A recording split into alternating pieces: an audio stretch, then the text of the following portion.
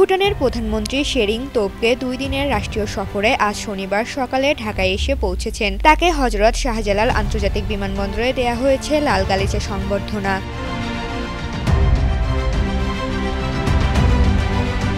সকাল 8:15 দিকে ভুটানের প্রধানমন্ত্রীকে বহনকারী ড্রুপ এয়ারের ফ্লাইটটি ঢাকায় অবতরণ করলে প্রধান উপদেষ্টা অধ্যাপক মোহাম্মদ ইউনুস তাকে উষ্ণভাবে স্বাগত জানান। বিমানবন্দরের ভিআইপি লাউঞ্জে 2 নেতার মধ্যে একটি সংক্ষিপ্ত বৈঠক অনুষ্ঠিত হয়। এ সময় প্রধানমন্ত্রী তোবগে শুক্রবার সকালে ভূমিকম্পে প্রাণহানি ও ক্ষয়ক্ষতির খোঁজ নেন এবং নিহতদের পরিবারের প্রতি গভীর সমবেদনা প্রকাশ করেন। বৈঠক শেষে তাকে অস্থায়ী অভিবাদন মঞ্চে নিয়ে যাওয়া হয়। সেখানে প্রধানমন্ত্রী তোবগেকে 19 বার তপধ্বনি ও গার্ড অব অনার দিয়ে সামরিক সম্মান জানানো হয়। এরপর ভুটানের প্রধানমন্ত্রী সাভারে জাতীয় স্মৃতিসৌধের উদ্দেশ্যে রওনা হন। সেখানে তিনি স্মৃতিসৌধের বেদিতে পুষ্পস্তবক অর্পণ করেন এবং দর্শনার্থী বইতে স্বাক্ষর করেন।